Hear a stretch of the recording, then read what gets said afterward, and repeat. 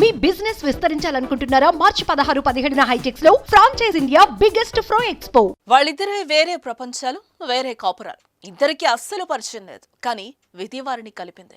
వీరిలో మహిళ భర్తను విడిచిపెట్టగా మరొకరు భార్యను విడిచిపెట్టారు.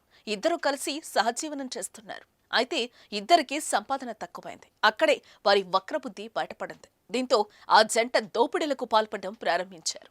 ఇలా దోపిడీ చేస్తూ చివరకు పోలీసులకు చిక్కారు. అయితే ఈ ఘటన ఎక్కడ జరిగిందో ఇప్పుడు చూద్దాం.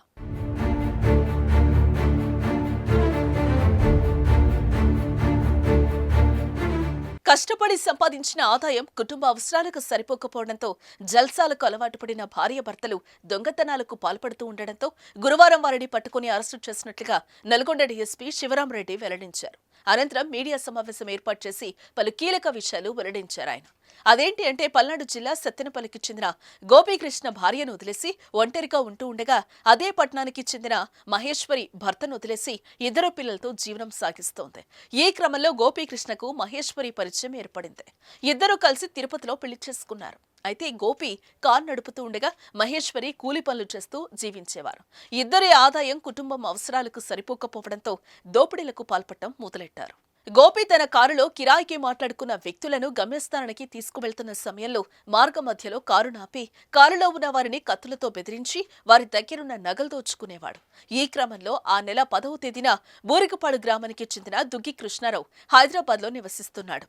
తన బంధువు ఒకరు పిడుగురాళ్లో చనిపోగా అక్కడికి వెళ్లి తిరుగు ప్రయాణంలో గోపీకృష్ణ కారును అద్దెకు తీసుకున్నారు. హైదరాబాద్ వస్తూ ఉండగా నల్గొండ చేరుకోగానే దేవరకొండ రూట్లో వెళ్తూ కొత్తపల్లి గ్రామ శివార్లో కారు నాపి 2 కత్తులు చూపించి కారులో ఉన్న వ్యక్తిని బెదిరించాడు. అనంతరం అతని మెడలో ఉన్న 15 గ్రాముల బంగారు చైన్ ను దోచుకుని అక్కడి నుంచి పరారయ్యాడు. అర్ధరాత్రి కావటంతో భయపడి నేరుగా ఇంటికి వెళ్లిన కృష్ణారావు మరుసటి రోజు నల్గొండ రూరల్ పోలీస్ స్టేషన్లో ఫిర్యాదు చేశాడు. ఎస్ఐ శివకుమార్ కారును మాడుగులపల్లి టోల్గేట్ దగ్గర గుర్తించి ఈ నెల 13వ తేదీన మరిగూడ బైపాస్ దగ్గర పట్టుకున్నారు. అనంతరం గోపీకృష్ణ దగ్గర నుంచి చైన్, 2 కత్తులు, 2 మొబైల్ ఫోన్లను స్వాధీనం చేసుకున్నారు. కేసును త్వరగా ఛేదించిన పోలీసులను డీఎస్పీ అభినందించారు. మొన్న 10వ తారీఖు రోజున దుగ్గి కృష్ణారావు అనే అతను మల్లాపూర్ హైదరాబాద్ చెందిన వ్యక్తి. అతను సత్తెనపల్లి టౌన్లో ఈ పల్నాడు జిల్లా ఆంధ్రప్రదేశ్ రాష్ట్రానికి పని మీద వెళ్ళి అతను ఆ పని చూసుకుని రాత్రిపూట తిరిగి వచ్చే క్రమంలో బస్సు గురించి వెయిట్ చేస్తున్నప్పుడు బస్సులు దొరకనందున ఒక కారును లిఫ్ట్ అడిగాడు. ఆ కారులో చిమట గోపికృష్ణ మరియు చింతల మహేశ్వర్ అని ఇద్దరు భార్యాభర్తలు వీళ్ళిద్దరు ప్రజెంట్.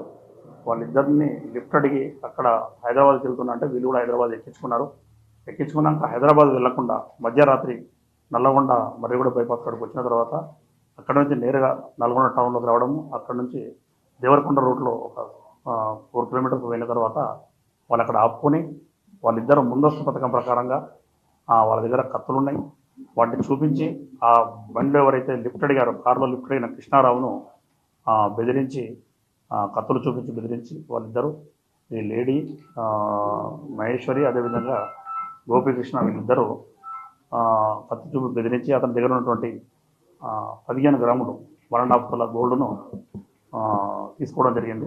సుమన్ టీవీలో మీ పర్సనల్ అండ్ బిజినెస్ ప్రమోషన్స్ కోసం కింది నెంబర్కి కాంటాక్ట్ చేయండి.